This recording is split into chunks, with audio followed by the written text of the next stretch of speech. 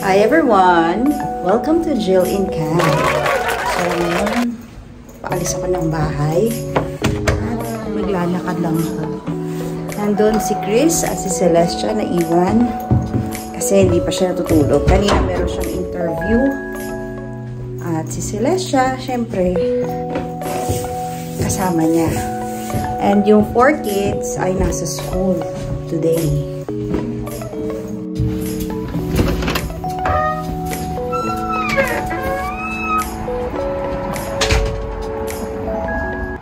Dito nga pala guys yung isang passage namin facing the highway at eto nga ay green grass at talagang spring na guys. Totoong totoo na to. Kaya let's enjoy the weather. Ayan guys. So ngayon ay maglalakad lang ako. 12 minutes walk from our house ang pupuntahan ko. At saan ba tayo pupunta guys? Yan. So straight lang to. 2 stoplight lang yung lalampasan ko. At nandun na tayo sa ating pupuntahan. Today ay the day na pinaghandaan ko. So sana makapasa ako guys. Ito na yung yung first take ko hindi ako nakapasa eh. So sana may makapasa na ako sa exam ng driving para magkaroon tayo ng class 7 driver's license. Yay! Okay, so naka-go tayo ngayon at hindi ko kayang magsalita or nag-vlog while crossing the street. Kaya voice over muna tayo guys. Eto, nakatawid din. So guys, first attempt ko noon ay noong sometime this first quarter of the year. Nung may class pa ako, pinilit ko siyang isingit sa time ko.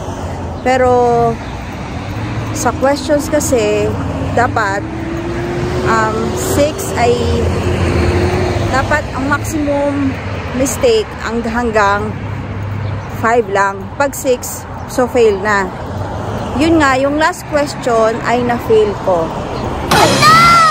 Inantay ko muna yung time na ito guys para makapag-review ng maigi dahil nga kinakabahan pa din ako na magte-test ngayon. Ganda ng weather ngayon guys. It's +9 kaya pwedeng maglakad, relax lang, hindi kang mangangatog sa lamig. Yan, at malapit-lapit na tayo guys. So, tingnan natin kung saan naabot ang aking pinag-aralan, ni-review habang bakasyon. Kinakabahan pa rin ako guys. Ayan, so anong experience nyo sa pag-take ng exam dito? So, online yun, pero kailangan pumunta dun sa registry office. May mga summer camps, Elements of Trust. July 22 to 26, August 12 to 16. Maraming summer camp. Support our kids. Bottles and cans. Drop here.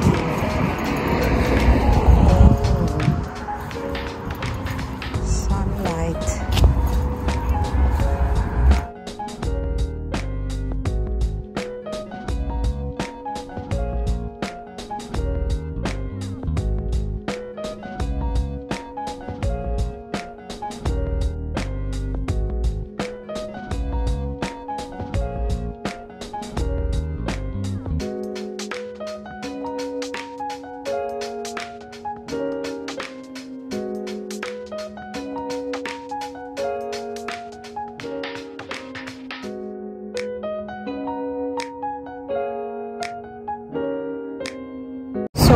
Parang bigla akong naihi guys.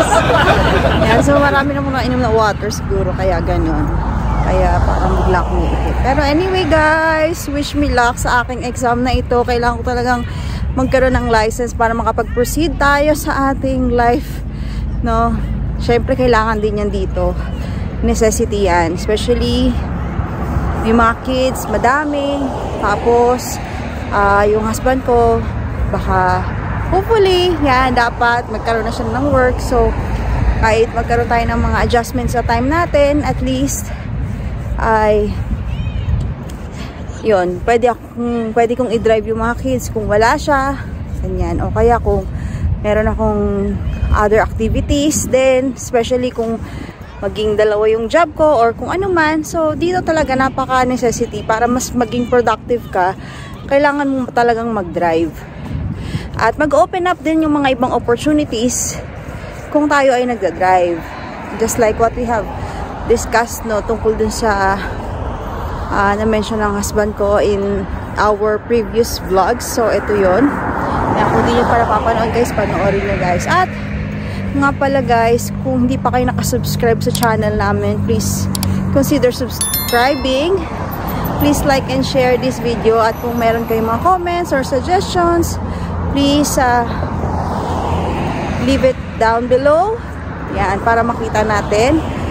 At yun lang guys, malapit na ako sa registry service. See you there!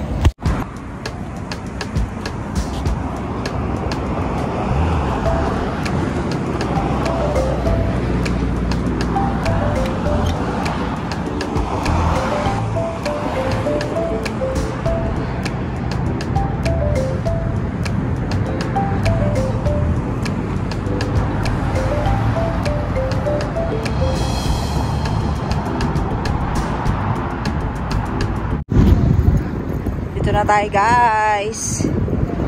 Okay guys, wish me luck. Yay! Kung hindi tayo makapasa ngayon guys, may bukas pa. Kasi once a day pwede kang mag-take pa ulit-ulit. Pero kung hindi ka makapasa bukas, wala nang bukas. Sa next Monday. Sa Monday ka na magte-test. Ayan, pasok na tayo guys.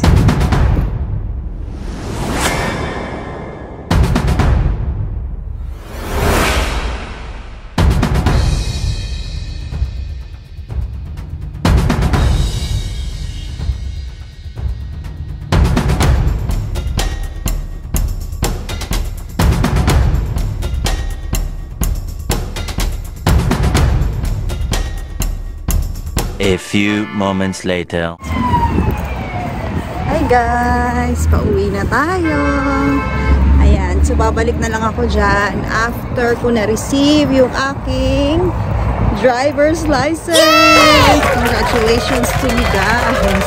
So, dahil nagda-drive ako sa Philippines, kinuha nila, sinurrender ko na yung Philippine driver's license ko at makukuha ko yun, I mean yung aking driver's license after a week. And then after that, I need to wait for another week para bumalik dito and check kung ano yung sasabihin nila tungkol sa aking Philippine driver's license, if pwede na akong mag-take ng aking road test dito sa Canada. Yun guys. Okay, buti naman at nakapasa tayo. Teka lang ha, tawid muna tayo. Oh, saya! Nakapasa ako! Wow! I'm so happy talaga. Grabe. So, next na paghahandaan natin ay yung road test kasi medyo nakakaba din yun. Okay, so yung exam guys ay 30 items. Kailangan ang mali mo ay 5. Pag naka 6 wrong ka ay fail na yon. So, naka 3 mali din ako guys. Kaya kinakabahan na ako nung medyo nasa number 20 na, tapos nakatatlong mali na agad ako. Parang nakakaba pa din, pero kailangan talagang mag-review at maging aware tayo kung paano yung mga rules nila dito. Yan, tapos wala naman siyang time limit, so kahit gaano kakatagal dun sa isang number, okay lang. Pero yun nga, syempre pag naklik mo na yung answer mo, wala na kung tama o mali, yun na talaga yung final answer mo. Yan, tapos after nun, nung nakapasa na ako doon, bumalik ako dun sa counter na nag-assist sa akin, and then kinuha yung mga ibang documents, ganyan, pinrases niya. Pero bago pala yun, nag-ano pa kami, vision test. So tinanong kung nagko-contact lens or eyeglasses, ganyan. So wala naman. Tapos yung tinitignan natin yung pagbabasa ng mga letters and yung mga dots, yung mga lights, ganyan. Tapos so yun, napasa ko naman din yun guys, kaya okay tayo. Once napasa natin yung knowledge test, tapos yung vision test, ay okay na yon, pa-process na niya. Medyo matagal lang, no? Natagalan lang sa pag-process. Kasi pati yung katabi niya kinakausap. Ayan, so ang binayad ko dun sa knowledge test ay $17. Tapos nung nakapasa ako for everything, no, sa card, ganyan, ay $42.30 kasama na yung tax. So yan yung magagastos natin dito for the knowledge test para makuha yung class 7 na driver's license. Aantayin ko na lang guys yung result. I mean yung physical ID. Okay. So yun lang guys, ang saya-saya. Pauwi ako ngayon tapos may gagawin pa tayo. Yung isa ko namang anak ay masakit yung likod niya ng mga ilang araw. Actually, dati pa yun sa Philippines. Kaya lang, kasi diba mabigat yung bag sa Philippines? So, parang, sabi namin, insip namin baka yung pagtulog lang niya o yung bag niya, ganyan. Pero, ngayon kasi parang laging madalas sumasakit yung likod niya. Kahit bagong gising, masakit agad yung likod niya. So, the other day, nagpa-check up kami. Ang sabi ng doktor ay possible na scoliosis. So, nirefer niya kami for x-ray.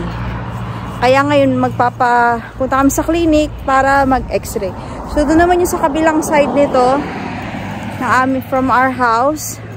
Since ang aming house nga ay napagigitnaan ng from here to registry at doon yung clinic na pinupuntahan namin at yung grocery din na pinupuntahan namin na same equal distance lang yan. Okay guys, so I'll see you on my mamaya. Lakad pa tayo, hindi pa tapos ang ating araw. At gusto ko palang i-shout out guys ang ating isang friend na nag-help sa akin dito sa pagtitake ng exam, ang aking isang subscriber na si Prince Andrada. Yeah! Maraming salamat sa help mo.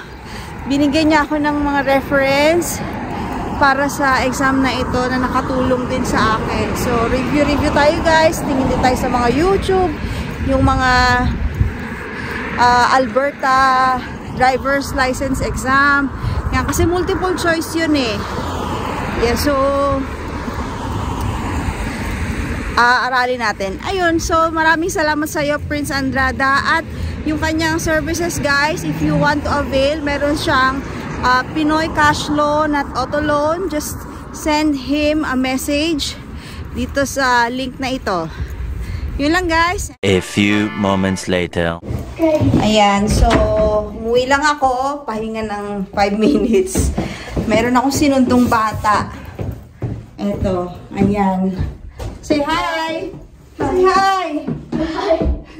Okay, maglalakad lang naman kami ngayon. Papunta naman dun sa clinic para magpa-x-ray ng kanyang iniindang back pain. Oh, walk-in lang kami doon kasi hindi na kailangan magpa-appointment. Diba? So, are you happy that I passed the driver's license? Wait, what's next? Next, I need to have a driver's lesson. Gusto ni Daddy na mag-driving lesson pa din ako dito. Kasi iba pa din yung alam mo talaga yung rules bago ka mag-road test. Para sure na hindi ka babagsak din. Yun, so yun din yung ginawa niya nung nag-apply dito. Nag-driving lesson muna siya. Tapos, at saka siya nag-road test. One take lang. So, tignan nyo, panoorin nyo guys yung vlog namin doon na siya yung kausap ko. Yan. So, masyadong detailed ang kanyang mga sinasabi doon. Okay? So, how's your back? It's good. It's good. Okay, so minsan masakit, minsan hindi. Ayan, pero ngayon x-ray lang naman. Ayan. So wala na nga tong dalang bag ngayon sa school. Hindi nagdadala ng bag. Ano lang, yung belt bag, no? Okay. So, kita tayo dun guys sa clinic. Bye! Ayan. Hi. Are you scared? Sa x-ray. A few moments later. Yan guys, so nandito na tayo sa bahay at ayun, yung x-ray na yon ay libre naman siya, kasama yan sa healthcare, pero yung i-recommend ng doctor is to have her yung physiotherapist na which is hindi siya covered ng healthcare na card. Buksan natin to kasi baka may echo. Ayun, so hindi siya covered ng healthcare, kaya tinatanong kami ng doctor kung meron kaming insurance. So, wala pa kaming medical insurance for that, na naku-cover yun. Kaya hindi pa namin alam kung ano yung gagawin namin doon. So, sabi niya, kung ano pa naman yun so wala pa namang result ng x-ray. So, within 24 hours, makakatanggap kami ng call kung kamusta yung x-ray na yun, guys. So, dahil antayin pa namin, pero kung masakit nga yun, siguro we can try muna mag-YouTube kung ano yun para sa appropriate para sa age niya. Yung medyo mild lang kasi hindi pa natin alam kung ano talaga yung nangyayari sa likod niya. Kaya, ayun, tingnan muna natin YouTube yung mga mild na exercise lang. Importante rin naman kasi talaga yung exercise. Tapos, kailangan din na, yun, siguro magtanong ako sa aking classmate or baka meron kayong mga may sasuggest dyan guys, ma-recommend for possible scoliosis, no? Ano yung mga physiotherapy na pwedeng gawin, yung mga exercises na pwedeng gawin para sa back na yan. So, although, hindi ako sure kung ano yung mga specific details tungkol dyan. So, siguro, antayin na rin namin yung nun guys, yung result nun tomorrow, kung ano sasabihin ng doctor sa amin. Yun guys, at kung hindi ka pa nakasubscribe sa aming channel, please consider subscribing and please comment down below kung meron kayong mga suggestions or comments tungkol sa aming channel or sa vlog na ito. Comment lang sa baba guys, at yun, don't forget to like and please share this video. Yeah, so kung meron mga gusto mag-prepare sa pagdadrive, please watch yung video namin together with my husband kung ano yung mga ginawa, at yun din yung experience ko kanina, kinabahan ako pero maraming salamat talaga at nakapasa ako. 3 mistakes. Yeah. So, guys, so napakasaya. And I'll see you in my next vlog. Thank you for watching. Bye!